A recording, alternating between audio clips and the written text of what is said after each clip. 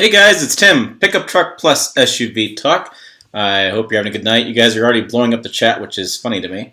I just got done having dinner and thought we'd do some live stream. And tonight we're sponsored by, not really sponsored by, but having some larceny tonight because apparently I need to be in jail or something. That's kind of what it says to me, larceny. This is a very special small batch of 92 proof Kentucky Straight Bourbon Whiskey. And it was sent to me by a fan of this channel, sent me an email, and said that this was compared to Buffalo Trace, so what the hell, I'll buy it. Hope everybody is doing great tonight. I see you guys are already having fun in the chat, like I said earlier. We have Jeff here, we have Johnny5 here, we have David here, we have Mr. We have John here as well. So yeah, we have lots of cool stuff going on. I don't know, it's like cool stuff. There's been some new developments. Ford has decided to cancel all their press loans and keep their fleet in their warehouses at the moment due to the COVID. I always want to Corvid. It's COVID. So no Ford vehicles. I actually had two loans at an Expedition F-250 schedule. They are done, dead, gone for the time being. And I don't know if I'm going to hit the Ford dealership because it's really weird to get a loan from them right now because they're sanitizing everything. So kind of crazy. But hey, on the brighter side of things, the golf course is still open, and we have real tee boxes. Yes, I walked 18 yesterday, walked 18 today, because keeping myself busy, and was 75 yesterday, 77 today, kind of lost focus a little bit today, so trying to still shoot like 68 would be my plan. Can't quite get there yet. I was going to buy new golf clubs this year, but man, they have totally closed on those stores as well. So, anyways, new stuff this week. I have a new video with Mercedes Lilienthal and Andy. We're going to do Premiere, if you guys know what Premiere is going to be done. We're going to do a Premiere video showing up their Alcan 5000. They sent me about 25 minutes of video from their event. It is some cool stuff, guys. Alcan runs from Seattle up to Arctic Circle. Goes two places Arctic Circle crosses, then it goes Arctic Ocean, then back to Seattle. Some really cool stuff there. And that's going to be cool. I'm interviewing a specialist on truck frames on Wednesday. I'm going to put that out on Wednesday if I possibly can. That's my plan when I'm done interviewing with him. We are talking whether new truck frames are weaker than older truck frames, because that's a consistent question coming out with the frame bending videos if you watch that series. So that's really cool. I have a Toyota Tundra 280 Pro video going live as soon as I get to it. And, I interviewed my friend at Consumer Reports. I'll probably put that on Friday. We're discussing how he tests vehicles and how I test vehicles. But I got to be honest with you guys. When I get that stuff done, there's a couple other things maybe I can do, but it's getting skinny over here. It's getting skinny. There's just not a lot going on. So let me get caught in the comments. That's kind of what's going on in this neck of the woods. It's supposed to be snowing Wednesday, Thursday, or something like that. Cold rain, snowing, and then it warms up. We have mid-60s all week. So if you think this is getting tan, just wait. I'll be as red as my shirt here in another month or so because I don't tan well. I just look like I burn. So I'm going to skip with you guys talking off the screen because that's just a lot of stuff. You got Mr. Mercer's got bourbon as well. Cheers, buddy. There'll be a second live stream when sales results come out. John, that is a great question. I hadn't thought about doing a sales. I mean, you are correct. April should be first quarter of 2020 sales. So January, February, March should be coming out in April 1st, well, probably April 2nd, 3rd, something like that. And it's going to be interesting what happens with the COVID-19 and truck sales. But you're right, sales results should be out either Thursday or Friday. So we'll see what those results are. I'll definitely do a video on it, but we'll see if the results are big enough to do something. It may just be a whole lot of, due to COVID-19, we don't have very good results. I mean, that could be a whole lot of that talk. It could be interesting. Jeff brought a new guy with him, That Car Guy Tim. I've seen That Car Guy Tim. I think I've seen your video or something. Crane Brook, British Columbia. You guys are way up there. It's beautiful country though. Somebody keeps sharing there's a course up in British Columbia they keep sharing photos of. Up in the mountains. Oh my goodness. I literally am like, I have to do a road trip up there because there's one of those, is it Whistler? I know Whistler is the ski resort up there. But yeah, there's some beautiful courses up there. But I think you only play a couple times a year. So I don't know. I tell you what, guys. These deals on trucks right now has me thinking about buying a truck. Have you seen these? like 84 months, like zero interest with 3-month no payment. My uncle, my brother, my neighbor at the golf course, and I thought I knew another guy who bought new trucks this last week because the deals are so crazy. Yeah, it's insane. It is insane deals right now. I've been thinking about buying one. If I buy one, I would road trip to British Columbia. It'd be a long ass way, but I'd play. I'd bring my golf clubs, of course, and my fishing gear too. I'd totally fish up there. A beautiful part of the country, part of North America. Margaritas for Nissan Nation podcast. David's at Margaritas tonight. Typically, he's doing Monster Energy. He'd probably do Monster Energy margaritas. Knowing that guy. Seisan is here. Jeff's here. Robert's here. Robert, any more about the new Tundra? Nope, nothing. It's kind of crazy. It sounds like it's going to be out next year, maybe, but with the plant shut down, everything gaining chaos. Who knows? I'm sorry, Robert. I don't have any more news. I interviewed Mike Spears last week or 2 weeks ago, whatever it was. Days are blending together, and he's got nothing to say. He won't say anything anyways. But there's just not a whole lot of energy right now on information on that. Everything's just kind of shut down. That car guy Tim, courses are closed here in Cranbrook, British Columbia government order. Yeah, I just found out today that all of the Canadian auto journalists are all grounded. There are no flights, no trips, and no press loans. Those, if you guys know what a press loan, I get 7 days with a vehicle, and I drive it for a week, and then I do a review on it. They have gotten all cut off. They're done. They're not sending anything out. Jordan's here from North Dakota. No Nias, Elliot says. Yeah, there's nothing. Doug, hey Doug. Doug's up in Alaska, another beautiful part of North America. And Doug, you have confirmed cases of COVID, actually. I'm just looking at that. That's crazy. Twitter Thunder lifted. Job, stop bragging about your friends, but posted to come join me on my page. Yeah, I don't do enough of that. I used to share these all the time, and sometimes I still do.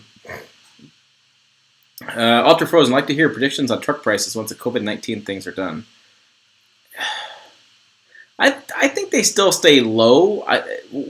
Here's my concern, is that they have these massive deals on trucks, but the factories aren't producing any more trucks. And so eventually inventory has got to run out. So I think they stay low until inventory is sold out to get that pump up for that quarterly sales. And then I think that the deals go away. I think the deals are limited time only. I think they go away because there's not going to be much product. I mean, the dealership's going to be empty. You know, you're not going to be able to special order anything. You're not going to be able to get special pricing or special colors because I think dealerships are going to empty of trucks. I think it's going to be a spot there for about a month and a half of people waiting for vehicles. I think we're going to see a slowdown in the sales twice. We'll see a slowdown with COVID.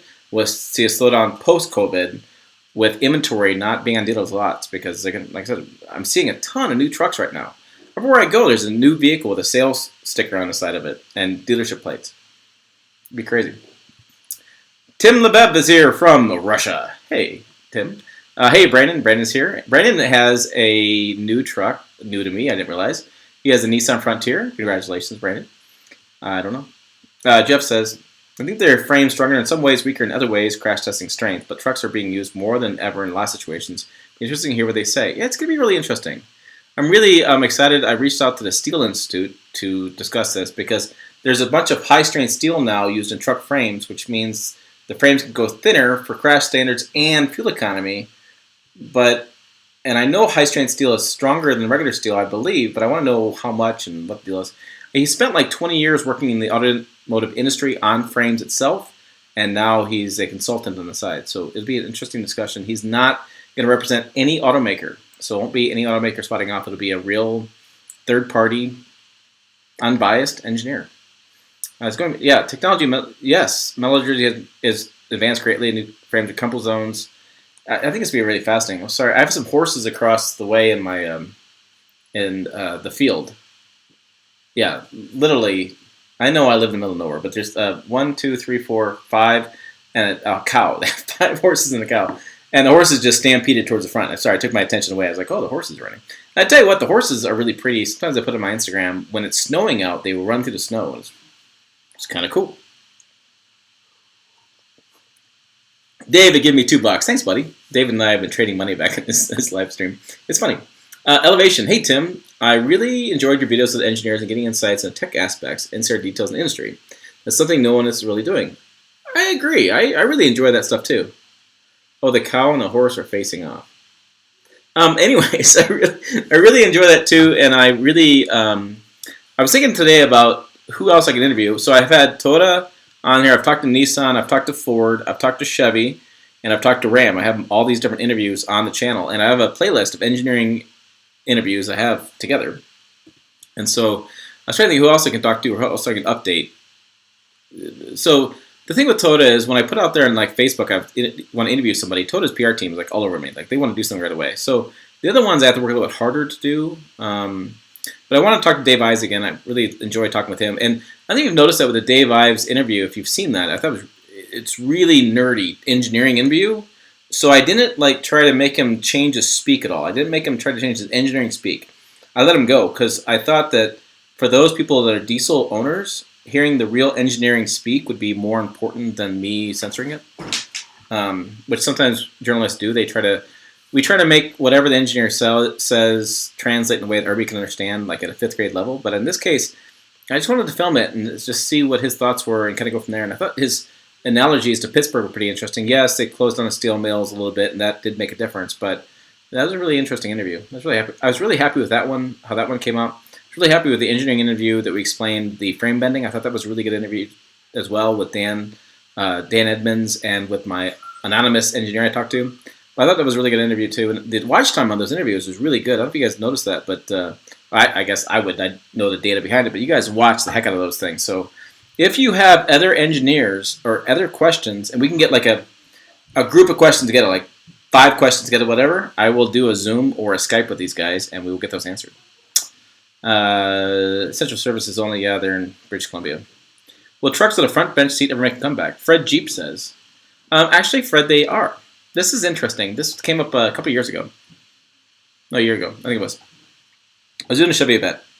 And Chevy or GMC, they get confused.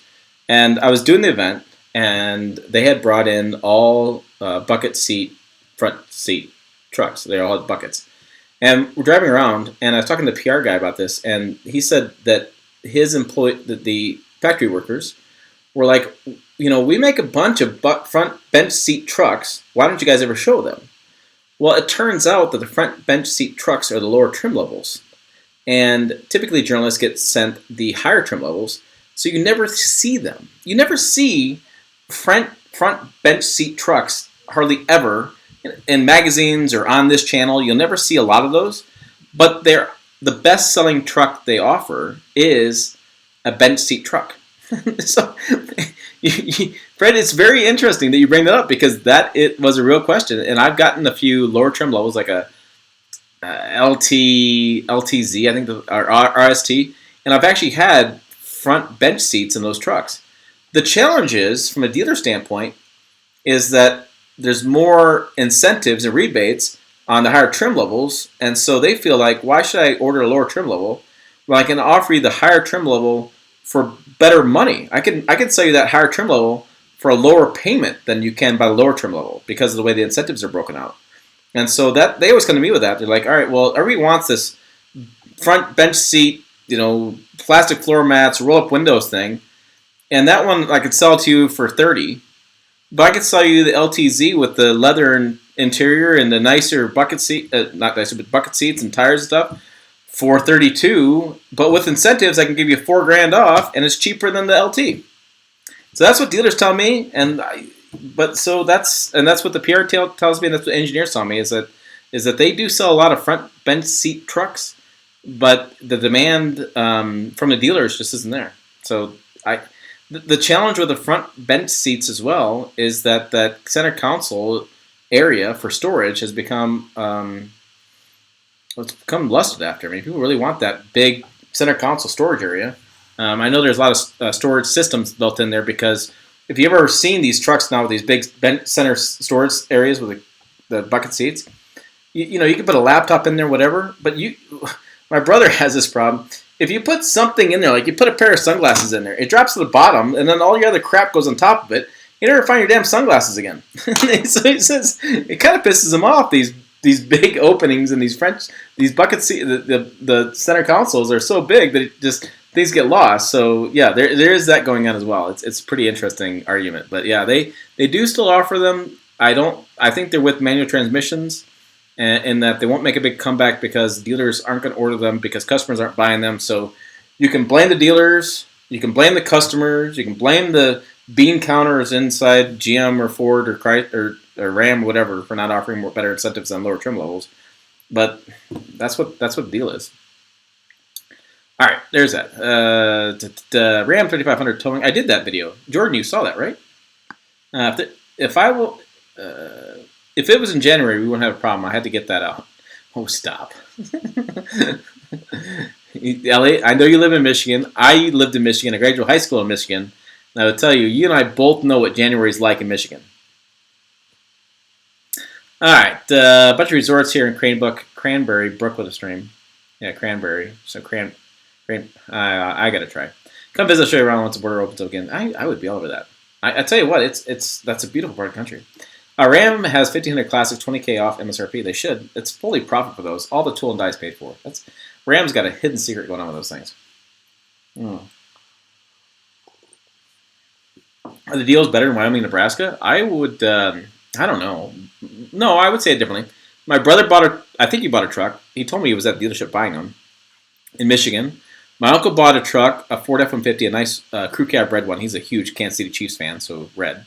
And he bought it from Nashville, Tennessee. My neighbor bought one here from Gearing, and the guy at the golf course bought one from Scotts Bluff. Who was the fifth one? I swear I knew one other person. Come back to another one. So kind of all around the country. Elevation says, I have a 2018 Toyota Timor TRD Pro off-road. Love it. I'm adding a Gladiator with the current incentives. No kidding. Gladiator incentives are crazy. Very interesting truck choices there. It's really interesting. I'm drinking both. He's drinking a Monster too. I told you he's drinking a Monster. Yeah, GM has 0% for 84 months with no payments for 120 days. That is insane.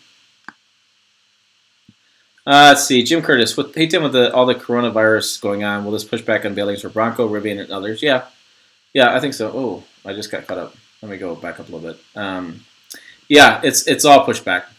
It's all pushback. And I was talking to Ford a little bit about that, and they are just lost as far as how to do it. So we were discussing it offline. I was doing an interview with Dave Ives, and we're talking to Ford about that a little bit. And I was talking to the lower guy. I can't quote him because he's not the decision maker. But I said, from my aspect, if you guys do a YouTube reveal, right, and you put all information out there for like the Bronco, then why would people come to my channel and watch it? And what value would I give my audience? I could recap what the news was.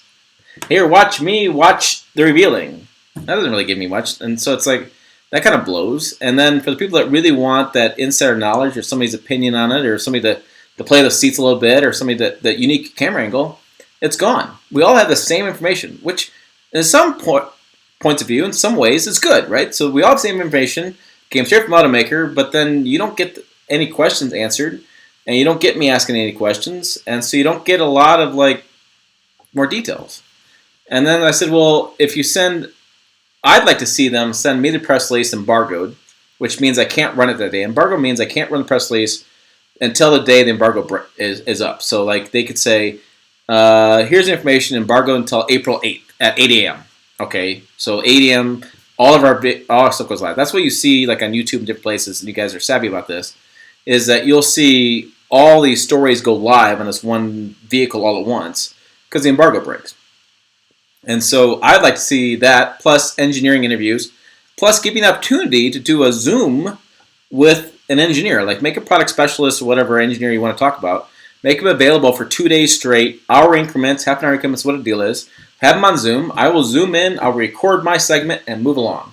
And everybody who's a journalist can do the same thing, and then we all have unique content, we all have interesting content for you guys from our point of views, and part of the reason why I guess you watch this channel is because I do have a different point of view than other people do. And so you get that point of view, but you get the facts too, right? So I give you all the facts, and then I give you that information. Who's calling? It's my brother. I bet you my brother's calling me. Oh, Brandon's calling me. Why are you calling me? Is he on speaker? Brandon, you're on speaker. Hey, Ken. Hey. How you doing? Good. I'm doing a live stream. Are you on a live stream? Yeah, I'm on your live stream. Wait. So Brandon has called in for the live stream. So you're live now on YouTube as well. Yeah, there's a big delay. There is. At least 30 seconds, I think, on my end. Yeah, I think there usually is. So what? So we have a special call-in viewer on the live stream. What do you want to talk about? I don't know. I don't know what there is to talk about. Oh, so Brandon called in to talk about. So Brandon, tell us about your truck. Yeah. It's a 2018 Frontier. Picked it up in July last year. Okay. What color is it? It's black. Black. So do you have black with the gray trim? Yeah, black with the gray interior. Yeah. All right. So is it a Pro 4X? No, it's just the SV, the 4x4. All right. Do you have a manual or automatic? No, automatic. Yeah. Oh, you didn't go manual. Nah, you couldn't find them. You couldn't find a manual, really? No, because I was looking for a used one, right? That's about it. I was looking for one that was like a year or two old. Mm-hmm. And there's a lot of them that are a year or two old for sale, and because rental fleets buy those things all the time. You use them for a year, put like 30,000 miles on them, and then they get rid of them. Interesting. So there's a whole bunch of them, but they're all the same exact configuration: the crew cab, short bed, SV with the V6 automatic. All right, that makes sense. So that's kind of what your options are if you want a used one that's a year or two old. So what's the used price on that? What was your price range you're looking at? That one I got 21,350, I think. Okay. So that's not bad. No, not bad at all. It had 27,000 miles on it, and it was certified pre-owned, so it came with the additional warranty on it. So that was kind of nice. All right, and so you live in San Francisco, don't you? Yeah, I live just outside of about 45 minutes outside San Francisco. But do you drive into San Francisco as well? No, I don't. Okay. I stay out of the city as much as possible. I would imagine so. I'm just curious about so that Frontier is one of the smallest trucks in the market right now because everything's kind of grown. So I'm curious about parking that, and if that was the size, it was easier to park. Yes, it's very easy to park. I mean, I try to stay out of the city, but I went down to San Jose for the auto show a couple months ago and took it down there, and it was no problem parking all the tight little compact spaces you want. So interesting. It works out pretty good. Interesting. All right, should we go ahead and give the teaser for the article you're working on? Oh, sure. All right, so Brandon has this thing about rear seat AC vents, and last year he wrote an article for me recapping what trucks have rear seat AC vents. And out of the blue, which I didn't mind at all, he starts emailing PR reps to do the update for this 2020 model year. And so he's doing a new 2020 rear seat AC vent informational post. So this is interesting. So what is your issue with rear AC vents? It's just such a simple feature that's never included in trucks. It hasn't been for so long. It doesn't make any sense. Why? I mean, we've got all these luxury features now, and you still can't get the simplest feature. I don't get it. He's a man of people. I mean, he's not on my practical side. So you've done research, and how close were you to the article going live? I haven't looked. Did you send it to me, or you're still working on it? Still waiting to hear back from Nissan. I haven't heard back from them yet. So. Oh, Nissan! Dave's here from Nissan Nation Podcast. He should be able to tell you on what trucks have rear seats. So we guys hook up here. So why don't you? Yeah. Go ahead. No, I'm gonna put you down. So let's read some more comments. We'll do a tag team here. All right. So I answered the coronavirus. Any 2020 Frontier is coming to Canada. Ooh. I think 2020 Frontier is coming to Canada. There was an interesting question on David's podcast or its live stream yesterday, and was it from you? I think it was from you that you asked this question. Asked that, and I thought it was and he kind of bumbled it. Dave, he screwed it up. But you had a good question where you said, would the 2020 Nissan Frontier make it to dealership lots before the 2021 comes out? Because of everything being delayed and because Smyrna is closed down and all that kind of stuff. And I thought it was pretty interesting timing. Yeah, it is. Because, that 2020 is really late to the market as it is because... I mean, normally a 2020 truck would have come out like last fall, right? But it didn't even debut until 2 months ago, and I think production was supposed to start like sometime around now. Yeah. So it could be June before they even get production started on that. So yeah, I think that's a very interesting question. All right, so let's move on. But it will be interesting, though, like, 5 years down the road, that might be one of the rarest trucks out there, right? The 2020 Frontier. It could be, because they may only sell a couple hundred of them. Yeah, that could be really, that could be, if you buy that Nissan Frontier 2020, you may be the only people in the country. You should get like a additional badge. Yeah, like exactly. A badge it'll be as rare as that Dodge Dakota convertible. Yeah?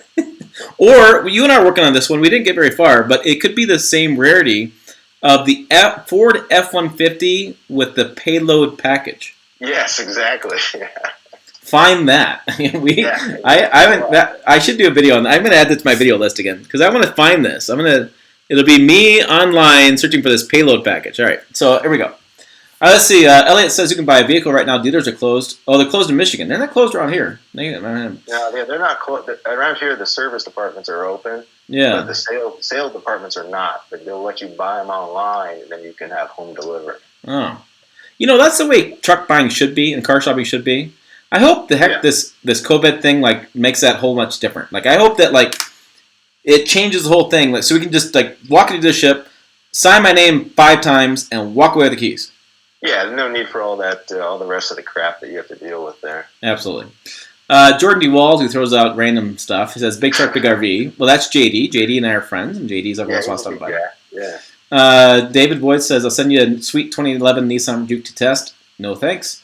All right, moving along. I'm sorry. I drove the Juke, and when David got the Juke, I was like, could you pick anything else? I buried a Juke twice in my yard one year with the blizzard, and I had to free the Juke. I had to get a shovel out there, snow blower, and 3 guys to push this thing off the spot because I high-centered it. I drove it. Front-wheel drive, I'm assuming? No, it was all-wheel drive. Oh, really? Son of a bitch got stuck twice in a blizzard. And I drove it to Buena Vista, Colorado, dropped my daughter off because I picked her up for the holidays. And as I'm driving down, the windshield wiper fluid stops working. The shooter stopped working completely. And so we had to stop on the other side of Eisenhower Tunnel, grab snow and take snow with our hands and clean the windshield. Oh my goodness. A couple times, yes. Much love for Nissan Juke. I was not sad at all when that thing went bye-bye. Yeah, that should never happen on a new vehicle. No, that thing was terrible.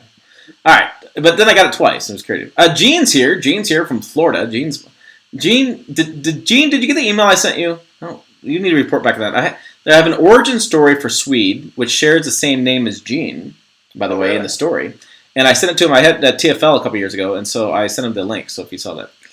Oh, yeah. Robert says, what do you think about GM not wanting to help with the viruses? I think that's BS news. I think so. Yeah. The GM has said, the CEO they're working with literally came out and said, we've been working together for a long time. You don't need to do this defensive act thing. We're already full steam, and they're not gouging prices. No. I think, I think that's a bunch of political crap, really. Yeah, I think that is too. Yeah. I mean, as soon as the factory, GM and Ford, as soon as their factory shut down, they both came out and said, we're going to help make emergency supplies. Yeah, I mean, they're both doing stuff. Yeah. Yeah, Gene says GM's going to build respirators. Saw it on Jalopnik Morning Report. Really, Gene? Jalopnik Morning Report. All right.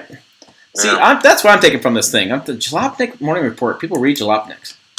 Yeah, I haven't. Brandon's no comment over here.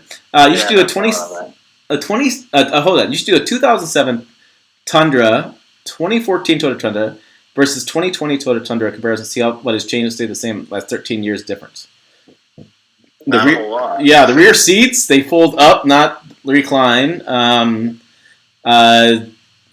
Safety sense technology. 2007 had that 4.7 still. Yeah, the 4.7. The engine changed. Well, I mean, the engine just got deleted. It just got simplified. I had the TRD Pro with the double hood scoop, and I was like, I think it's kind of cool. I wish one was operational, but I don't care about double. Yeah, it's all fake, unfortunately. Yeah, I did my 5 good things and 5 bad things. You guys enjoy that stuff, don't you? You like my 5 good things. The TRD Pro, it's a nice looking truck, that's for sure. That's what I said too. I said it's still stylish. That army green is awesome. Yeah. It's just they should have gone further with the package. I think some beefier tires on it, and locking differable. Oh yes, the rear locker. Oh my gosh! Locker. I mean, I asked Swear specifically on that, And boy, the comments in that video were pretty strong. They were not PG rated about the rear locker. Yeah, people. Yeah, Toyota always says they're listening to their customers, but I think the customers have been asking that for a long time. They're the only full-size truck maker who offers an off-road package without a locker. I don't get it. Think about that. I mean, it's all. Who cares if you don't use it? It's profit for them, right? Yeah, exactly. That's my thing about it. And yeah, all right. So Brandon. Oh, hey, Brandon. Brandon commented on Brandon comment. Yeah, post-COVID, you still think sales will be slow? Yeah, I think it's just this year's gonna be crazy. Like, so we were talking today at the golf course that. So now I have to go. I can't go to Clubhouse. Clubhouse closed. I have to use a little window. I have to sign my name that I'm there so you can track where the community spread has happened. Which we do have a case of community spread in Scottsbluff, and we're all fearful the golf course is going to close because of this community person, which really pisses me off. But anyway, so I have to sign my name, and then I walk. So I walked 18, which is good for me anyways. But one per cart, kind of all stuff going on. But we're supposed to start men's league mid-May, or actually mid-April. I think usually men's league starts. So I don't think that's going to happen this year. And so I was doing my handicap, and I'm thinking to myself, why should I even do a handicap? There's going to be no tournaments. This year's going to be just FUBAR. Oh, totally. Yeah, I think it's messed up for everybody. Yeah, everything's messed up. It's just going to be crazy. Yeah. All right, so that car guy, Tim, which is just a great name. Great name, Tim. Yeah, says, Nissan has a whole warehouse type idea of vehicles. Worked at a dealer. We needed the vehicle not on a lot. We checked with the warehouse first for a dealer trade. Really? We must stash them. I bet you. I wonder how long ago that was that he worked there. Because I suspect they don't keep a big inventory anymore. Because they've been having a lot of financial problems, as everybody knows by this point. Yeah, Brandon on point about this. Yeah, good. You can I don't know why they would keep a big inventory anymore. Yeah, I don't know why you wouldn't either. That's just a lot of stuff. Elliot thinks first quarter will be fine. Second quarter is going to be awful. I think they're both. Yeah, he's probably right on that. Yeah. All right. Alien Nation. Alien Nation's new. Alien Nation says, have you heard of Warren Bell guide issues on 3.5 liter V6 Tacoma? I have not heard that, but I will say in my defense, I don't spend much time on the forums. Yeah. I don't know if there's a defense or that's a good thing. Yeah, I don't know. I haven't heard of that one. I haven't heard that one either. Yeah. There's definitely been some issues with that 3.5 Tacoma, that's for sure. Yeah, it's so I had an email on this, and I reached out to Mike Spears about this. If you feel like there's a power loss issue on the 3.5 liter V6, or you feel like the shifting's weird between third and fourth gear, hit that ECT power button. That'll change the transmission mapping, and you'll feel a lot more power. And so the guy who reached out to me about it, he came back again. This guy, I gotta tell this backstory. This guy's crazy. Not crazy, but it's crazy awesome. Anyways, he hit that button. He says, night and day difference. So if you have a problem with Tacoma and it's sluggish, hit that button. It's crazy. This guy reached out to me. He's got 3 sons that are all Marines, and one of his sons is in Syria fighting against the terrorists, whatever we're fighting over there. I'm assuming terrorists at this point. His son, who's a Marine, and him, on the phone, they talk about the videos on this channel. It's a way for them to kind of break through the stress a little bit. That's awesome. Isn't that amazing? That's great to hear, yeah. I was like, holy crap. So, clearly I was like, am I drunk? No, I'm not drunk. Okay, let's read this again. And then I was like, wow. That blew my mind. That I'm helping the military at some point of view, whatever, that I'm helping them break down the stress a little bit. I was stunned about that. Though. Yeah. It was crazy. The power of YouTube. Right? Yeah. It sometimes blows my mind. All right. So British Columbia. Oh, he's saying. So he's saying that car guy Tim is saying in British Columbia, especially in East Kootenays, economy slowed in November, December. All rail blockades didn't help. Sales were super slow before COVID hit. Yeah, he's got some stuff going on. Not good. Juan is here. Juan's my favorite guy from Puerto Rico. Juan comments on everything. Hey, Juan. What's up, buddy? Yeah. Juan's great. Nissan truck sales coming this quarter, 50 to 100 trucks. That one inspires me. Ooh, so that car guy Tim says got laid off from local Nissan dealer last week. So maybe they have a different thing going on in British Columbia. But I'm sad to hear you got laid off, buddy. Condolences for that. If you ever want to do like that car guy Tim, you want to do like a collaboration, you want me to interview together, do a Zoom or something, If I can help out your channel with a video or something, let me know. We'll hook that up. Yeah. Yeah, it's tough right now for everyone. I think everywhere. A lot of layoffs. Yeah, I knock on wood 1,000 times I started this channel that I'm so lucky I did, because if I was doing freelance writing, I'd be in trouble. Advertisers are pulling out, magazines going down. It's, I've done pretty well.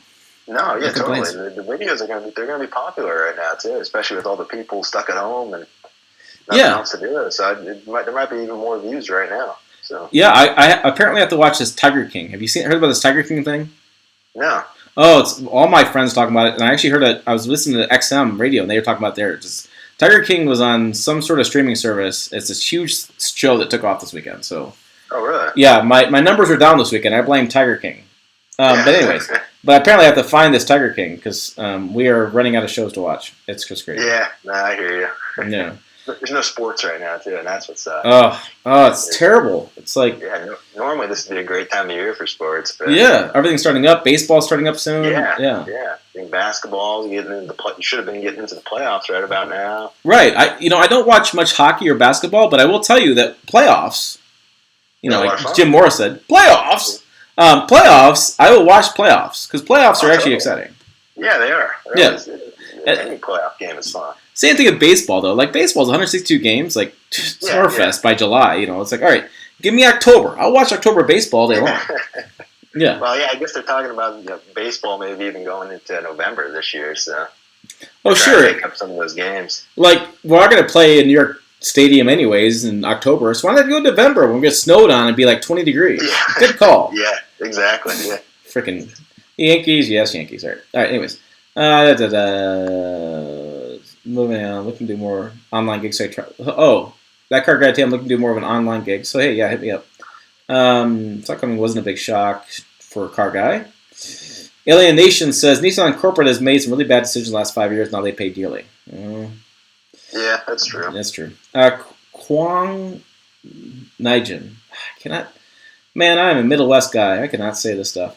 He says, my Ram came with a front console. Yes, I swapped to a bench with a coworker. I'd rather the bench. Really? Okay. I wonder what that swap was like. You should just bolt in. Yeah. Depending on what. The center console would be weird. Yeah, it would be, because I think it kind of integrates. It kind of sort of integrates into the dashboard. So it seems like there'd be components of the dashboard that you'd have to also replace. Well, you'd have to take that off and swap those parts too. That's a very interesting swap. Huh. Yeah, it would be. Let's see. Elliot says, I technically still have a job, and I'm off until April 13th. I'm guessing I'll extend it until the beginning of May. Oh, sorry, man. Sorry to hear that. Yeah. That's crazy. Yeah, it's wild what's going on now. Are you guys in shelter in place there? Or? No, we have one case in Scottsbluff came up over the weekend, which is really weird. They made this listing like, if you've been to Staples like this day or Walmart this day, then maybe let us know because you may need to self-quarantine 14 days. Well, the day they listed for Staples was April 10th. Well, now it's April 30th. Oh, man. Like, how does that even work? Like, I don't understand that. So. Yeah, so the 14 days would already pass, right? Yeah, so we have. Yeah, that's why I couldn't figure out. So we have one in Scottsbluff, one in Torrington. Torrington's 40 miles away, and we have one there. And around, so the YMCA is closed, the schools are closed, the non-essential stuff's pretty closed, So liquor stores and grocery stores still open. The golf course is blessedly still open, and the state parks are closed, city parks are closed. The golf course open with restrictions, but that's about it. Really. Yeah, so starting to get a lot of stuff closing. Yeah, I mean, for me, it's I've been working out quite a bit. If you guys haven't noticed, because probably you haven't, I've been with the Y quite a bit the last 6 months, and it's kind of sad that's closed. I was getting to know some guys there, and work out same time kind of deal. Oh yeah. And so I was doing that, but yeah, it's strange how that's changed. But other than that, life is as normal. The weather could be better. It'd be better for me, but yeah, the weather's been kind of crazy. Yeah. All right. Oh, Brandon, you're talking about front bench seats with the AC vents. Yes, moving along. Yeah, exactly. The front bench seat eliminates the rear AC vents in a couple of the brands. So, it's gonna be like Chevy or Ram and figure out how to integrate rear AC into those bench seats. Right. I think you got a future here as engineering in this realm. Yeah, there you go. Yeah. So Gene says, you just give a great idea, Tim. See if we can find some lower level trim F-150 at dealers to fill the space to get the manufacturer reviews again. I'm still getting calendar listing of reviews. I still got quite a bit coming in. But I have been thinking about going to the Ford dealer again because I did that Ford. What was their best-selling model? What was that? The trim was I screwed it up. It was the STX. Yeah, there you go. I was gonna say SXT again. I was gonna screw it up, Brandon. You know I'm gonna screw that up. Yeah. But yeah, I did that one. Got like 35,000 views. So that was kind of interesting. People like that video. So people like trucks that they can afford. Yeah, and I need to reach out to him, but this whole COVID thing has me kind of skittish. Yeah. So that car guy tends to make me jealous right now. He's saying he's been hiking in the gorgeous BC Rockies. Holy cow! Oh, that's good. At least you can get outside. Yes, to me. There's a mental health aspect to this, and that's the biggest key. It's like you gotta get outside, you gotta do something. I cannot sit inside all day and watch movies. My youngest son can, but I cannot. I hear you. I mean, I've been trying to go out for walks and that kind of stuff, but it's like there's social distancing thing. It's hard to do because there's so many people out walking. Yeah, it's funny how that's happened, right? So there's so many more people outside right now because the stores are closed. Yeah, exactly. They got nothing to do. Well, no. This is the way it should have been, folks. Not just because of COVID. We should be outside anyways. Outside exercise is good for us. I get a lot of sun every year. I'm outside as much as I possibly can. Yeah, it's funny. I hear you. Yeah, so I don't know. It's hiking's fine. It was funny. So I played golf with the guy today, and usually you do a handshake or something when you're done playing 18. This is what you do. It's a thing. We both took our putters, took the butt end, and tapped the butt ends. And I was like, yeah, that works. Yeah. This is interesting. So I don't know how you feel about this. This has been going on in automotive groups that I'm part of on Facebook. There's a whole conversation about how people are thinking it's so great we have COVID. They never have to shake anybody's hands ever again. Yeah, that's a joke. Right? I'm an old school shake your hand, look you in the eye kind of guy. Exactly. Yeah. If I can't look you in your eyeball, and those guys that have eyeballs that go weird on you, they get nervous or something, I can't trust them. No, yeah, exactly. Yeah, so I don't know. I got to shake your hand. I miss that. Like I play golf and I can't get close to the guys. I can't share a cart. I can't. It's weird. You kind of have to change your whole lifestyle. It just feels like I feel like now they have cooties. Like it's just this weird thing. It's like oh, I can't touch you. You just don't know. You just don't know who has it or who's been around somebody who has it. So better safe than sorry, I guess. Yeah, I agree. All right. Wait, here's what happens. I click the button on chat and it just goes all through the stuff. All the way to the bottom, huh? Yeah, it's kind of crazy.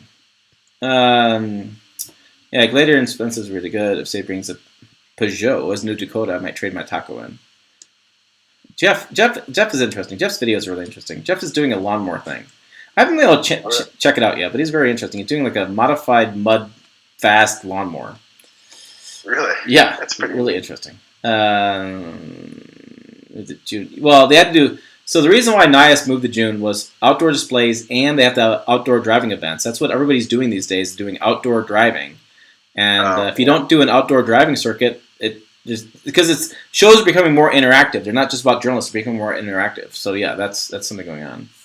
My watch is going crazy. Oh, because Guile School called. Oh, jeez. All right, my kids' school. The schools are transitioning to being online and more communication, which means they get more phone calls. Woo. Oh, really? Yeah, it's got to be quite a transition. My oldest son is fine. He's very motivated, so he gets up in the morning, 6:30 in the morning. He's on my other computer doing his homework for school.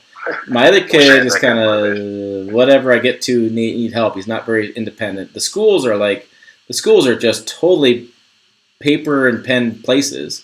And so for them transitioning, it's just been a nightmare. Oh, totally. It was just kind of overnight they had to do it, too. It's not like they had any time to prepare. Oh, yeah. That first week, my wife works for the school districts.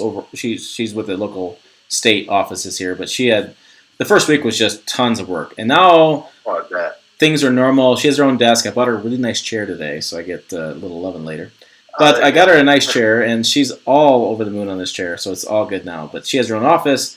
It's one of the benefits of having the house. We have so if you guys not friends with me on Facebook, whatever, but I have a 6-bedroom, 2 3/4 bath, 3,600 square foot house with a corner view with a view of the monument. And what's nice about it is we have an 1,800 square foot basement with 2 bedrooms. And so the boys are basically downstairs all day with Xbox and toys, whatever. And the wife and I both have offices on our own with the converted bedrooms in the upstairs. So this office is a bedroom, and her office is 2 doors down behind the bathroom is another bedroom.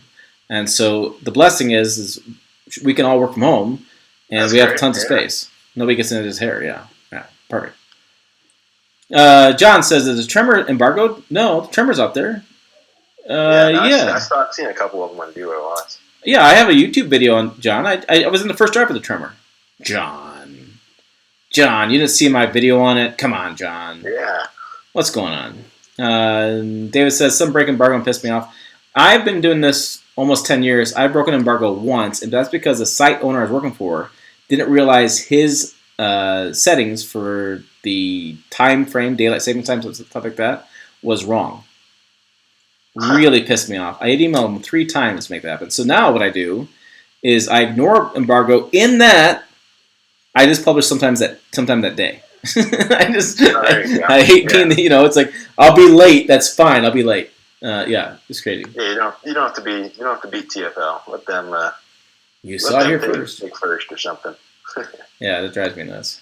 Yeah. Because you guys don't understand. What you guys don't understand about that is at events, it's almost like throwing elbows for them because they want to get in the vehicle first and get on the first. Exactly.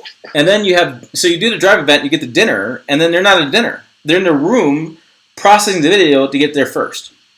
And so I beat them last time because I just did some live streams. There you go. And I was like, screw it, I'll do a live stream. That's the best way to do it. And then I went to dinner. I did that. I went to dinner and I had my videos done. I shot 3 live streams that day. And I was like, cool, I'm done. Screw you that. I'll beat that. And I could have been like, you saw it here first. Bye. Yeah, you should do that next time. You saw it first on pickup truck talk. Yeah, they have a good business.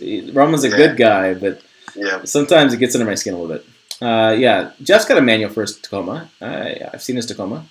June, yes, because CFC Centers Field Hospital, Manual Frontiers, King Cab. Nissan makes like 3% in manual transmissions. Interesting. 3%. Really? Well, they don't have it. They don't have any manual transmissions. No, they killed it. Yeah. Anymore, 2020. Tent City says Ford Courier news.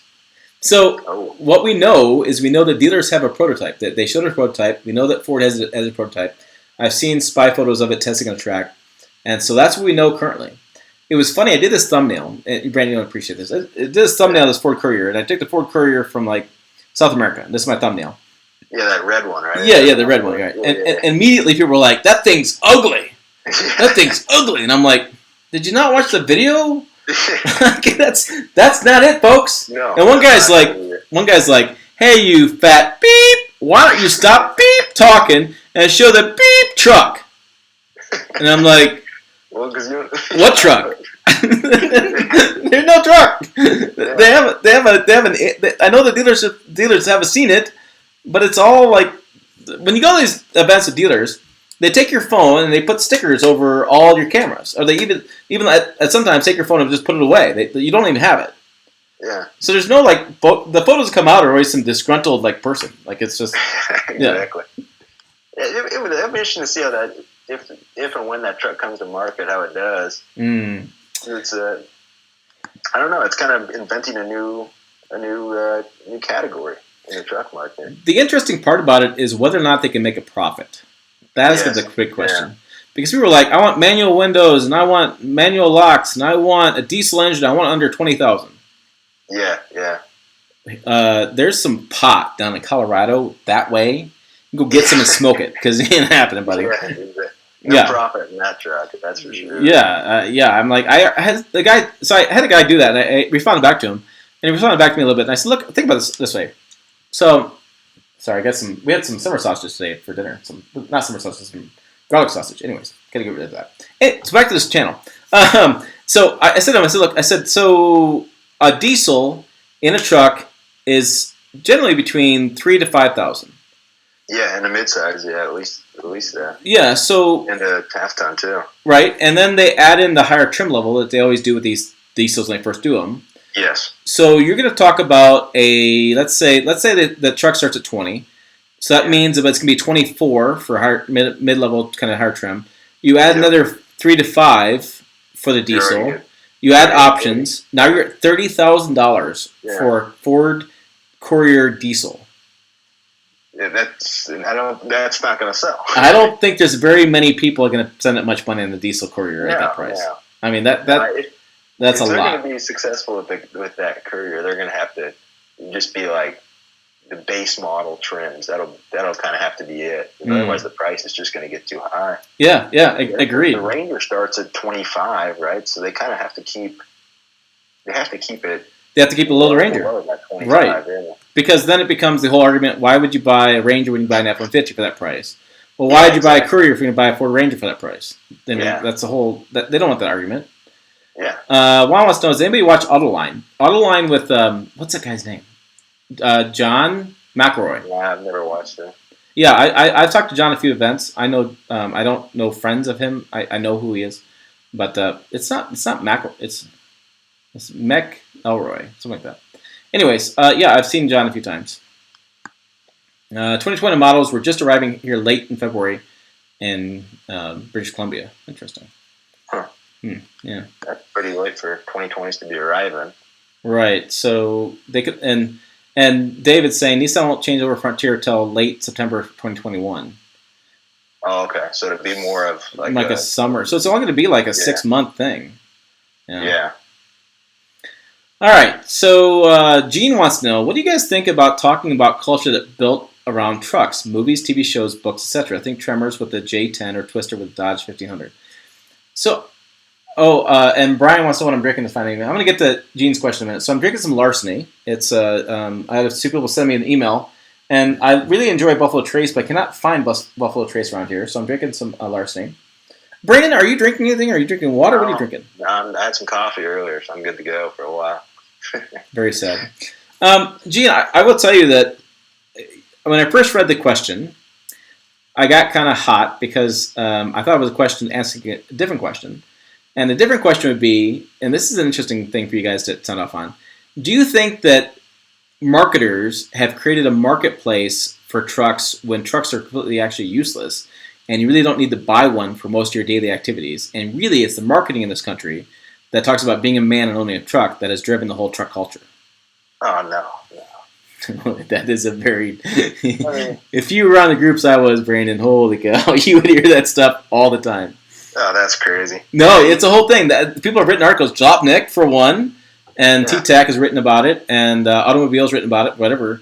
And they blame marketers in this country for creating truck culture and screwing over consumers. That's not true at all. You're getting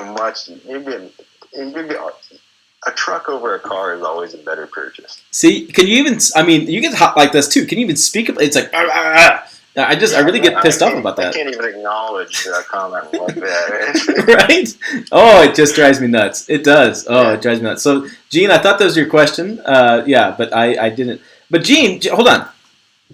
Here it is. Gene sent me this book, and here's the thing with this book. This is John Jerome, and it's called Truck. It's on rebuilding a worn-out pickup and other post-technological adventures. I don't know if you can find it on Amazon anymore, but if you can, Brandon and other people, find this book. Yeah. It's the guy is really funny, and he talks about rebuilding this old Dodge pickup he found, and the reasons why he went for this Dodge pickup and why he went and bought it, and he needed a truck and all this kind of stuff. And it's a very entertaining book. I read it in like 2 flights when I still was flying, and Gene, to his credit, thinks I should write a book like this about my work with Swede. And I have toyed with this idea. Because it was such a delightful book to read. So there you go. It's called Truck. Like I said, it's out of print now, but we could do a book club. I don't know. If you guys happen to want this book, email me your address. I will send it to you because it's on my shelf. But it's a very cool book. It just was a cool book. I really enjoyed it. So thank you, Gene. It's the first book I've read. A first book I've read in quite a long time, and I really did enjoy it. And I was thinking with this COVID stuff going on, I should find another book. But yeah, I actually did read a book about the book before this was really good. was a book on Janesville. So I was born in Janesville, Wisconsin, and my dad worked at the factory when they closed that factory there in Janesville. And there was a book written by a New York Times or Washington Post journalist, and I don't care politics, whatever you think about those people. But anyways, she wrote this really good book talking about Paul Ryan and what happened during GM's time of closing down the plant, and how Paul Ryan tried to work with a task force to get the plant to stay open, and a whole bunch of behind-the-scenes stuff. It's a really good book, and something you guys, I don't know. I'm a GM brat, basically. My dad was a GM in Janesville, Fort Wayne, and Michigan, and so we always had GM products, but better or worse. I mean, some stuff wasn't that good. But so it was a really, being born in Janesville and being that point. And I guess I should share this, since I'm talking about Janesville anyways. There's 20 of you guys watching, and maybe people watch this afterwards, is that my dad was working at a delivering furniture for a furniture shop. And I was born, and he went to get me out of the hospital, and they said they had to sign a loan to get me out of the hospital at the time. This was 1977, so things were a little bit different. Yeah. And so he had a friend in the furniture department who knew the secretary at GM, somebody in the office, whatever. So he made some calls, and they hired him at GM like the next day. And in Janesville, if you worked at GM, you got a loan for anything. You were golden, and so he was able to get a loan and get me out of the hospital. That's how he ended up at GM. That's great. Isn't that crazy? So, what did he do? What did he do there? Was he a factory worker? Or? Yeah. So when he started at GM, he was a factory worker in Janesville, and then he worked his way up to shift manager. Okay. And then he was one of the first team members to go to Fort Wayne in Indiana, and he saw when it was a cornfield before they built the plant. Oh, wow. And then so he went to Fort Wayne and helped open up that plant. And then we went to Flint, Michigan. He worked in Flint. Then he went working in Warren. He actually was QPC at the time, which is quality product control. Okay. And he would do all the future gen. This is really kind of ironic. He would do all the future gen stuff. So he would have in QPC right now, let's see, he'd have the 2024 and 2026 models in his shop, and 25 models in his shop.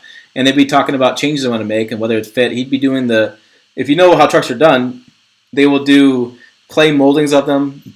Sometimes they'll build parts out of the wood, make sure they fit everything together before they actually go to the assembly line. And then he was also going to Oshawa, and he was going to Janesville and going to Fort Wayne, and setting up the lines for new truck launches. So he'd be part of the new truck launch team. And and then he made it through all the crap all over the years, and then he finally got, about last year and a half of his job, he got sent down, basically demoted, and his last job was ordering the camouflage for the spy photos that I report on. Oh, really? That's crazy. Which is kind of crazy. But yeah, so I know quite a few of the guys, like Jeff Luke I had a private meeting with Jeff Luke and my dad. My dad got a Lifetime Service Award from GM in that meeting. Oh, wow. But Jeff Luke was one of the top engineers for GM. Still, currently, he's working on the autonomous kind of stuff, and he was in Oshawa. And Tim, what's the other Tim's last name? His last name. But Tim just became a VP with the company, and my dad used to work for. Tim used to work for my dad in Fort Wayne. So yeah, it's kind of an interesting thing. What is Tim's last name? I've had good times with him. Actually, Tim was the photo I put on this channel of him and I. We had whiskey in the GMC launch in Jackson Hole. Tim wanted to do a live stream that night, and I was like, I don't think we need to do a live stream. I'm not going to get the chief engineer for GMC and Chevy trucks have whiskey with me in Jackson Hole, Wyoming, surrounded by journalists. I thought this is. Is he the guy who does all the video ads with like Howie? No, that's Eric Stanzik. Oh, that's it. Okay. And Eric Stanzik, I have a funny story with him. I guess I'll tell you a funny story. There's some people watching. Eric Stanzik has one of those voices like, oh, I'm Eric Stanzik. You know, you see that deep kind of manly voice. And Eric and I were driving the 2020 right now. So it'd be a 2017, I think it was, 3 or 4 years ago. The new Duramax, a 6.6 liter Duramax. We were driving that from Telluride to we were driving. They were doing loops. They were doing Telluride to Moab and Moab back to Telluride, or something like that. And we're driving along, and Eric and I are in the truck. And I was driving. Eric was in the back seat because usually engineers sit in the back seat with us in the crew cab kind of configuration. And we were driving along, and I was talking about my 62 Sweet outside, and how I still can't get, and I still to this day can't get the turn signals to work. And there's a special part that goes on the bottom steering wheel, and it connects to the wiring. And so that's how you get the steering wheel to send the signals when you put it in the flasher. And we're driving along and we're talking about it whenever it to his mind. We look over and we see this on the side of the road. It's a curvy road, and you look down the corner, this junkyard. And this junkyard's pretty damn amazing. It's got all sorts of military trucks and Quonsits with full of tools, whatever. And so we pull over, as one would do, because we had to go to Telluride to be there in bed, and we had some time, so we pulled over and stopped. Well, we're kind of walking around and knocking on the door, and Eric goes to the door and meets a lady, and the lady's kind of, I mean, it was like banjo was going to start playing. It was weird. It was like, oh, shit, what do we do, you know? And so we're like, all right. So we kind of wanted to walk away, and then the guy comes out. And the guy comes out, he's a nice guy, just, you know, a little crusty. Get to talk to him a little bit, you know. And he finds out Eric was he was one of the top engineers of GM. And so I got photos of Eric sitting inside a military, a GM truck they built for the military back in 1945 or something like that. This huge truck, right? And so him and I are walking around, and Eric starts beating this guy up about my turn signal switch. And I'm like, dude, I'm taking photos. This place is amazing. Like, I just had all sorts of Chevy trucks, Ford trucks, GM trucks. They had the big boom trucks that you took down like the telephone poles with. Just a really interesting stuff. And so walking around doing this stuff, and it was interesting. Jeff beats this guy up. We walk into his Quonset, and the Quonsit's a dome building that's got the metal roof. It's a big dome, and this guy's got 5-gallon bucket pails full of parts, and he's got aisles of 5-gallon pails. Like he's close to hoarding at this point. Like it's a little weird, right? And he's got stuff, whatever.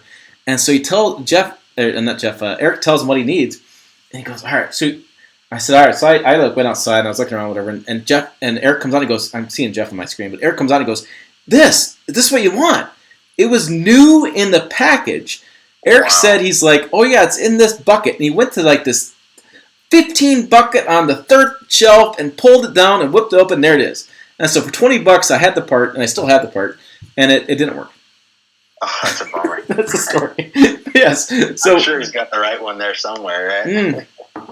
But you know, you'll see it someday, because I every time the memory comes up, I share it. I don't know why it didn't work, but the problem is I have LED lights with condensate lights up front. It's a weird. Oh, that might be it. Yeah. So I think the part worked, but because of that, yeah. But yeah, so there's Eric Stanzik, the guy who did the Howie Long kind of stuff. Him and I are walking around. I think we were in Utah somewhere, and this guy's place looking for a turn signal switch for 62 Chevys. That's wonderful. So, yeah, it was. So we get to dinner. Everybody's like, we saw you over there. What help you guys do? I'm like, well, I stopped. What the hell? This is the things you do, and this is people ride with me on press trips because of this because of this thing, because I do some crazy things. That's great. Why not, right? Yeah, I'm like, what the hell? I just got to go to dinner. It's not a big deal. All right, let's see. Search Farmers is considered essential service here in BC and Alberta. Yes, that's what the current guy. Tim says, Alien Nation said, I heard the retooling fund was squandered on the bounty for ghosts and goons. Oh, yeah. They could have done that. Trying to catch up. Question, AC vents for the back. I have a 2004 Explorer has them, and a 2015 that also has it. So, Rick... Explorer? Yeah, he's got a 2004 that has them, and he's got a 2015 that also has it. So I guess he's confused why there's a thing. And there are some trucks out there that Brandon has found that don't have these rear AC vents. Yeah. Most of the SUVs do now, but it's just the trucks for some reason. And a lot of times it's because they do that front bench seat configuration. Yeah, since they offer... a lot of the trucks still don't have the rear AC vents. Yeah, I agree. Joel says, should I buy a 2019 used Hyundai's Tucson? Let's see, why not? Yeah, it's a good price. Yeah, you can get the right deal on it if you like it. If you like it, right? Yeah, I like the test drive it, see if it's. I will say this: Hyundai's done a lot better on quality, and the reports I've seen, they've done a lot better. The warranty is great. Usually, it's 10 years, 100,000 miles, and I think it is transferable. Double check on that one, but yeah, that's a good warranty. Yeah, so it's like, why didn't I do that? Yeah, the Juke is gone. Jeff, the Juke isn't getting much love on my channel either. No, it's a Juke. Yeah, no, I don't know about the Juke. It's one of those. It's one of Nissan's problems. Yeah. TBM Production DJ1. Okay. I would love for you guys to talk about vans. I would love to talk about vans too. Vans. Oh, like commercial vans? Yeah, Sprinter, Transit, Express, and ProMaster. Yeah. I have an F350 and a Sprinter for my DJ service. Okay, so DJ Master 1. Yeah, okay, I see it. I have driven the ProMaster in both the high roof and the smaller version.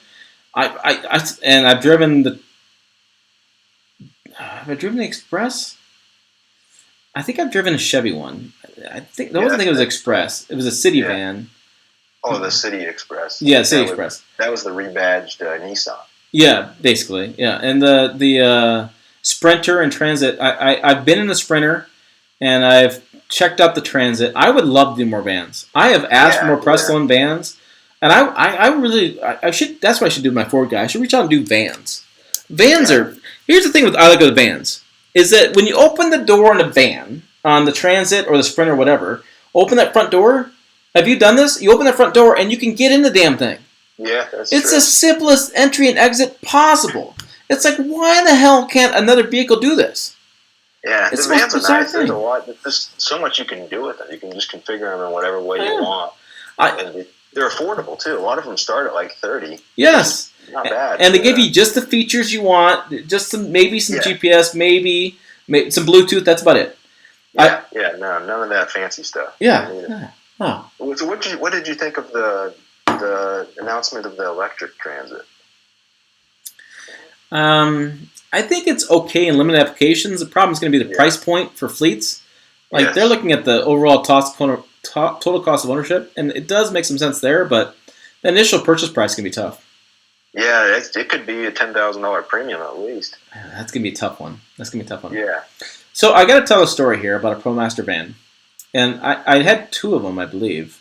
But anyways, I want to tell a story about this ProMaster van because it's funny. We're going to go over an hour here, but that's okay. Brandon's happy to be on the live stream.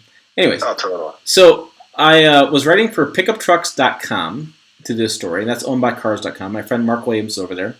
And I had a ProMaster van with a tall roof. So they make two versions. They make a version that's just a normal roof. One with a tall roof. Tall roof, I think, is like a foot more height or whatever inside the van. And I had gotten Ram to give me one. And it happened to be at the same week I was moving from Colorado to Nebraska. From our townhome in Colorado to Nebraska, I was going to use the van to move, which was a really interesting story. The timing just hit just right. Stars aligned. And so I had this van, and I had hired some movers. But the movers arrived as manual labor. So you can hire movers to move with the van as well. They bring their truck down, whatever. Or you can hire movers to just move your stuff for you, just hired muscle. And so I did the hired muscle part. And they came over, and two guys were there. And they had said, they looked at the van, they were like, you're going to move in that? I'm like, well, most of my stuff's going to move in that. I had a Tundra too, and I was going to make a couple trips. So I said, but I want to get a lot of stuff in this van. And I said, okay. I said, we'll put the beds in there, the mattresses, whatever, and move from there. And so these guys are like, well, our truck. And I'm like, no, I know you're about truck, but I have this van. It's a free van, whatever. And they went and got the mattresses. We had a king bed, and they brought the mattresses, and they put them in, and they put the queen mattress in from another bed.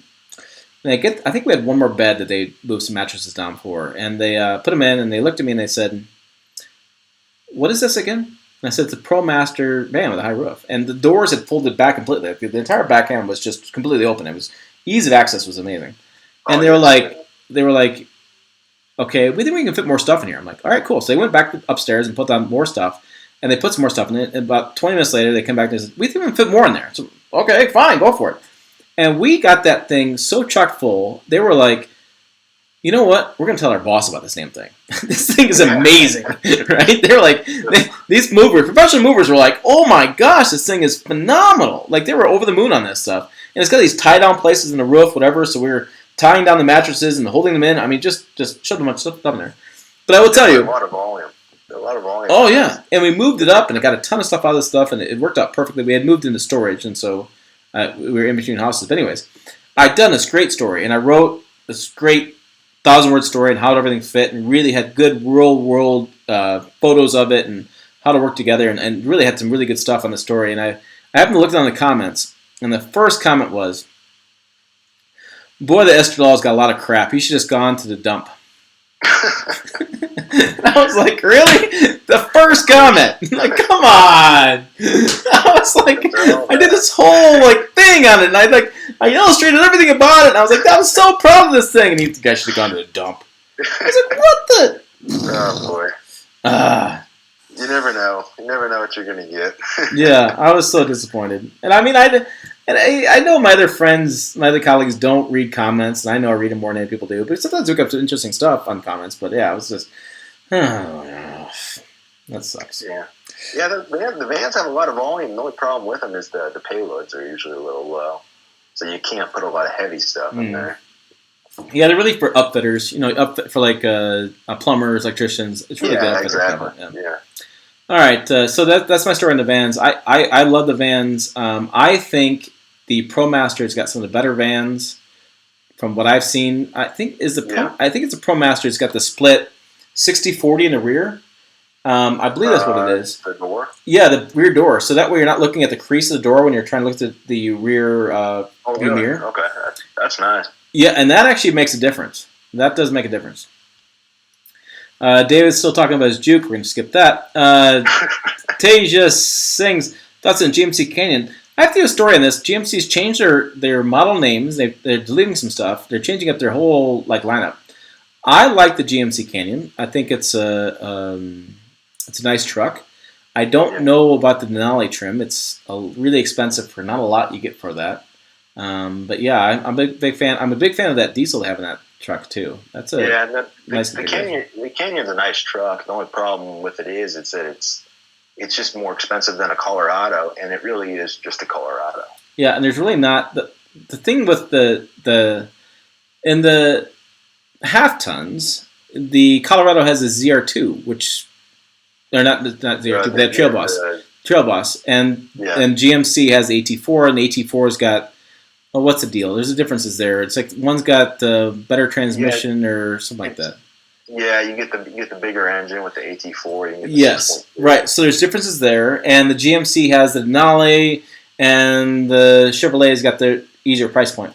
When you go down to the mid-size trucks, you have the ZR2 for the Colorado, and you don't really have anything for the Canyon. No. Now GMC is talking about bringing out an AT4 Canyon, and they've shown photos of this. But it's not a ZR2. It's more of a. They had that one package. It was like the off-road package. Yeah, the all-terrain. They had all-terrain. They're doing it. They're doing it now. They are doing an AT4 Canyon, which we haven't heard about. We did photos of that back in like January. They had spy photos of that. Not photos. Yeah. Remember that thing we did with the. And you're a big truck fan. Remember that thing in the back of the. We were towing something. They put the trucks in the back and it showed us all these. Hey, it's an AT4 coming soon. Yeah. And we haven't heard anything about that because it's probably the COVID.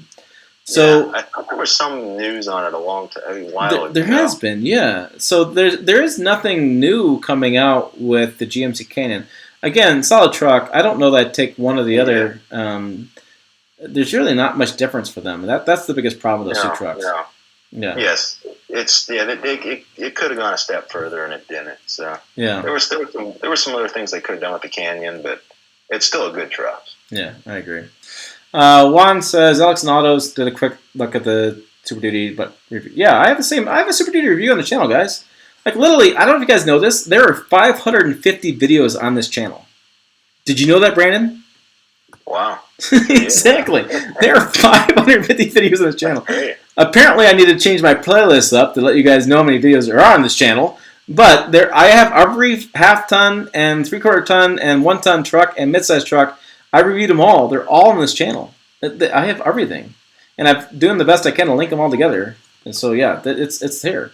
I have it. I drove it. I did 2 different videos on that. You guys are killing me on this. You guys got to watch my Super Duty Tremor video. I've had a great time.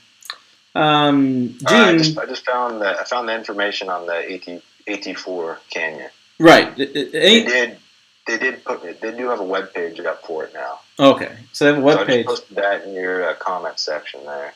But it doesn't look like it's anything too special though. It doesn't look like it has a lift or anything like that. It just has the Duratrax. That's about it. Yeah. Other than that, it's still just a Canyon. I haven't seen. I don't think I've seen anything official, but maybe you're on it. Maybe that's what it is. Maybe we broke news tonight. Yeah. All right. Gene changed his email. Gene, send me an email. I sent you a link to that. TFL has me on their channel. One of the early videos I did, I was nervous as hell. And Swede left a trail in their offices, the old offices. He had a little oil leak issue going on. I did a review. Moved the auto show to Florida. Yes, I would love to go to Florida.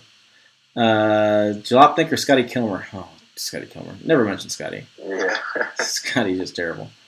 Jalopnik is good. Yeah, Jalopnik's all right. There's certain people at Jalopnik are all right, but they just, I don't know. Spears is a puppet. Okay. They use the brakes as torque vectoring instead of lockers, make the truck lighter and better axle reliability plus less cost. It's just an excuse. There you go. Put the rear locker in there. The car guy Tim got laid off. That's not for sure. Next live stream, Scotty Kilmer. It's coming to Tim's house to collaborate on a live stream. No, Scotty's not coming over here. Scotty lives in Texas, actually. You guys saw the photo of me and Scotty at the Austin Auto Show. Was it Austin or Houston? Where the hell I was? Houston, I think it was Houston, yeah. That dude is weird. He's just a weird dude. Yes. Isn't ECT power just a sport mode? Probably, Elliot. I'm not sure what it is, but yeah, it's just a sport mode. I thought it was kind of a tow haul mode too, or something. Yeah, it just changes transmission mapping, and so I talked to Swears about that, and he said, "Yeah, you could just do that and be done with it." That's way back. I am really behind, I guess.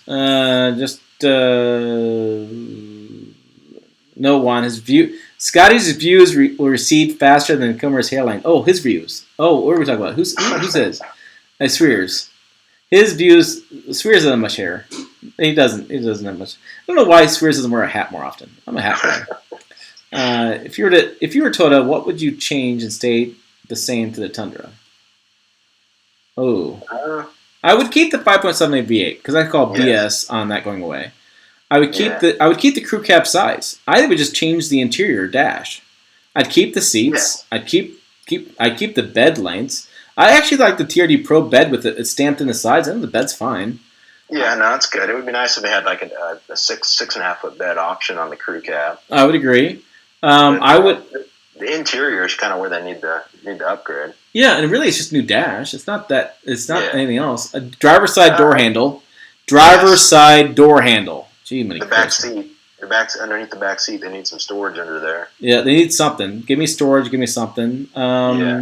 In the bed, I would do some LED lighting. I'd do some more tie-down spots.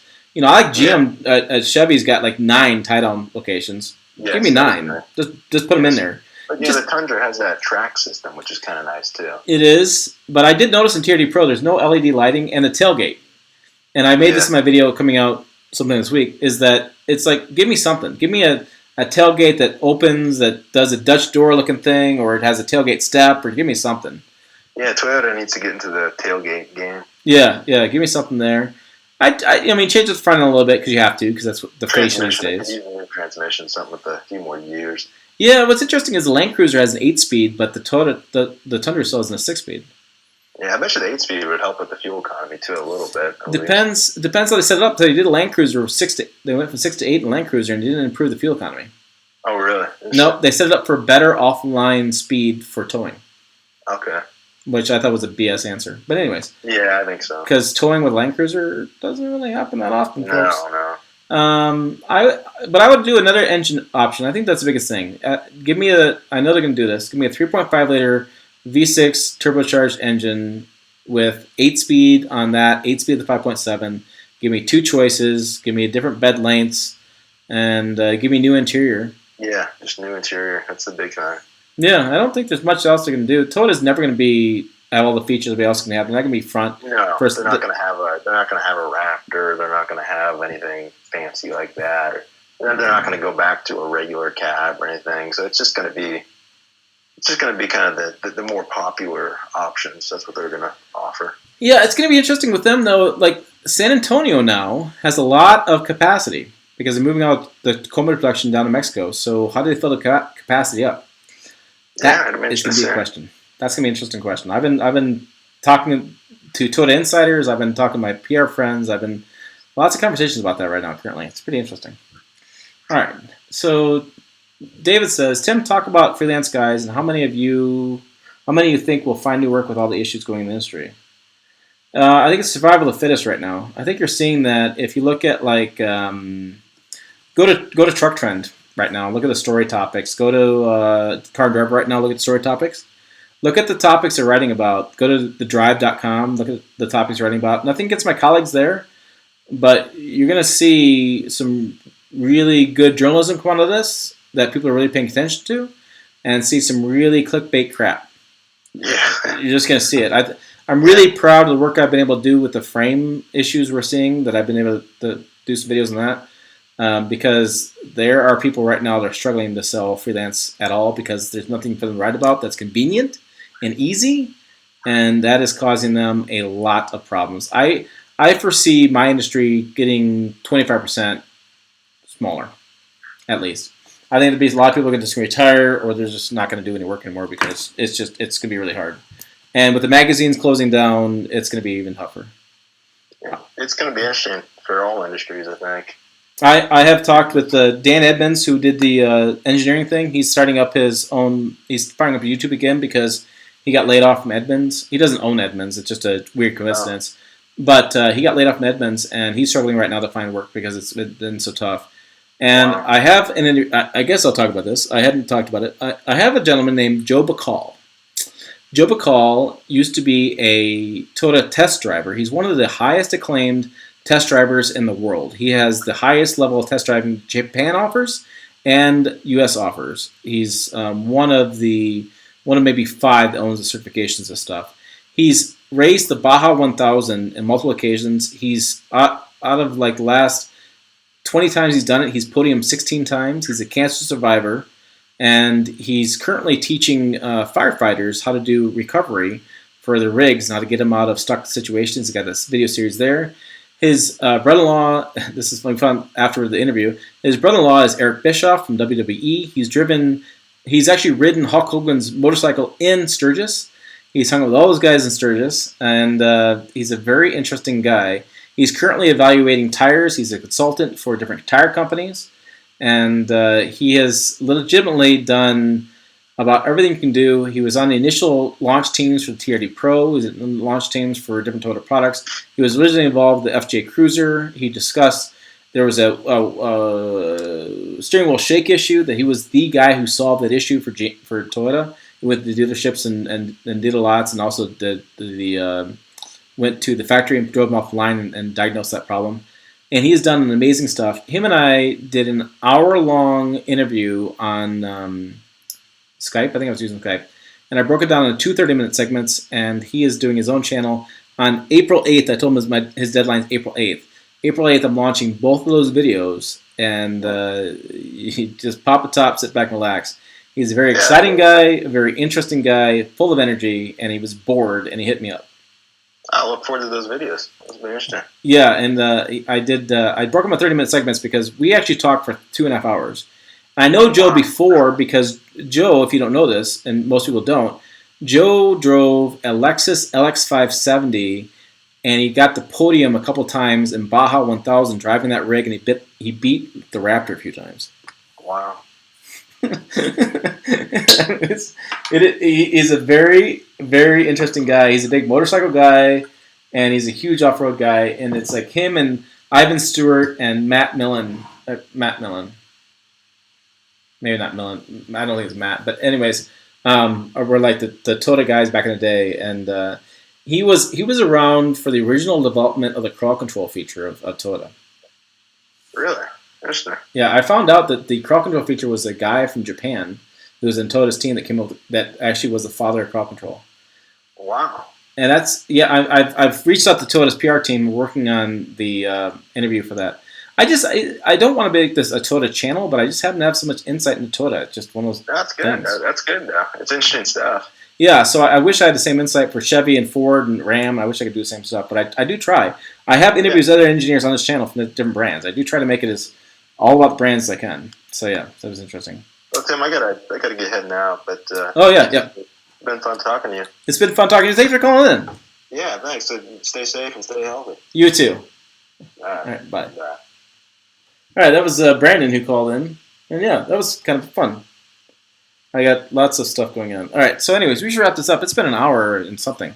I'm going to get through any of the questions, and we're going to go from there. You stopped at episode 2. Tiger King couldn't take the show as mess. I heard that. I've been sports betting on marble races. 10 minutes from the Tampa Spring training field. With the bench swap, the electronics on the center consoles these days, we're curious how that works. Yeah, I would too. Steelers show spank, yes, the material through. I like the Joe aesthetic. Uses the animals. No, not exactly. Michigan is in shelter in place. Central businesses, golf course, closed. Oh, correct. It's awesome what he's doing. Alienation. I'm going to flip to the end. Press the button. I press the button. It's not doing anything. There we go. We're all the way. Oh, so there's Brandon shared his stuff. I'm going all the way down. I'm sorry, guys. I got to cut through. I'm trying to get to the bottom. All right, there we are at the band. At the end. Lack of recent articles on pickuptrucks.com. Nothing to write about. Yeah, I don't buy that about Alex and Autos. I like Alex a lot. We disagree about a few things. All right, I think that I reached the end. I think I've enough of your time. Thank you, Brandon, for calling in. If somebody else wants to call in somebody's time, let me know. It's kind of fun. That was kind of fun. I kind of like that. That was interesting. Yeah, Matt's got a good channel too for Leno. Yes, Leno 84 is more of just styling. That's it. Yeah, 84 is kind of interesting. All right, I think that's it, guys. I am run out of steam, and I need to go. We're watching Lucifer, and I got to catch my Lucifer fix. Very good show as well, and I got to catch up with Tiger King when I get to that point. But hey, thanks for calling in. Thanks for calling in again, Brandon. That was really cool. If you want the book, let me know. Email me, tim@pickuptrucktalk.com.